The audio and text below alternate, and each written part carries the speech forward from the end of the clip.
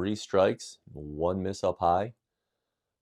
Today I'm going to tell you the exact adjustments I'd make, but more importantly, why. So you can start making the adjustments and start scoring better in league and in tournaments.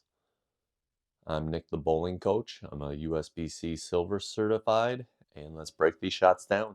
So the first shot that we're going to go over looks like a really good strike. It's a good shot. The pins kind of go flying, and the ball drives through the pocket and runs over the 8 pin, exits the pin deck a little bit left. Honestly, on a shot like this, it's a little heavy for my liking. I like the ball to split the 8-9, not carry through the 8 so hard. Usually what happens is if the ball's carrying really hard, you can get really weird leaves and splits. So what I like to do for an adjustment is just a little micro adjustment. I would do an abstract move and just move my feet one board left. And I have another clip, and I'll put these side by side where actually the very next shot I move my feet one board right, do the same shot, or I'm sorry, the next clip I move my feet one board left and I do the same exact shot, and it's perfect strike, splits the 8-9.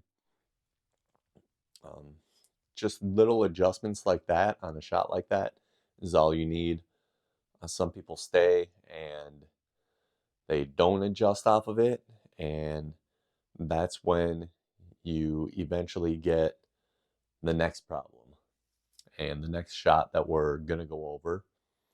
And that's the shot that is just a little too high.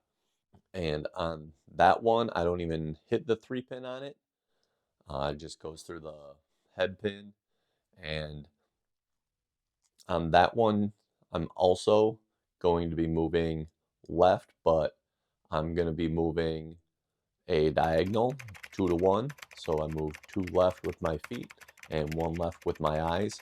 So I'm keeping the break point the same. I think the break point's still good, but the ball needs to go through a little bit more oil and just hold on the lane a little bit longer. And a 2-to-1 move is pretty much perfect for that type of shot. The next shot we're going to look at is the Brooklyn. And if you've ever Brooklyn before, hit subscribe. And we've all Brooklyned, so everyone should be hitting subscribe if you're not subscribed. So with this Brooklyn, I actually miss outside, and the ball breaks too early, and it hits the dry and cuts back way too strong and results in a Brooklyn. Usually my Brooklyns, I'm actually missing inside, and it's going to read the lane too early and just overshoot. For this Brooklyn and pretty much all Brooklyns, I'm just telling myself, throw a better shot, hit my target. That's it. Brooklyns are mostly the result of bad shots. The last shot we're going to look at is kind of could go either way. There's a few different dependencies.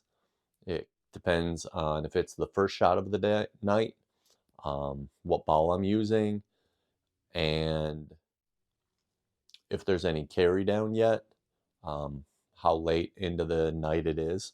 So if this is going to be the first shot of the night and it goes light like this, I'm probably just going to move a board right with my feet. So I had to abstract just one right, get it out to the friction just a little bit earlier so it hits a little bit better, a little bit stronger.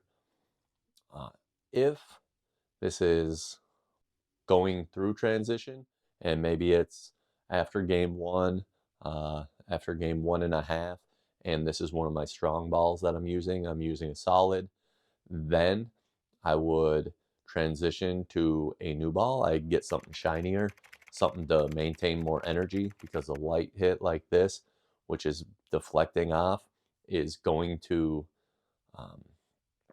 a cleaner ball is going to maintain more energy, which will drive through the pocket and hopefully split the 8-9 and get a better shot. It's just the ball being lazy, the starting ball being lazy on you. So that's what I would do there.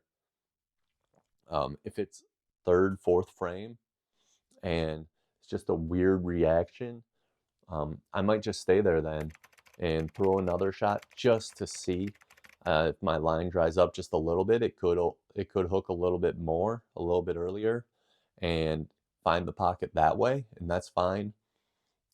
But if it's just my solid being lazy, then I'm going to switch balls.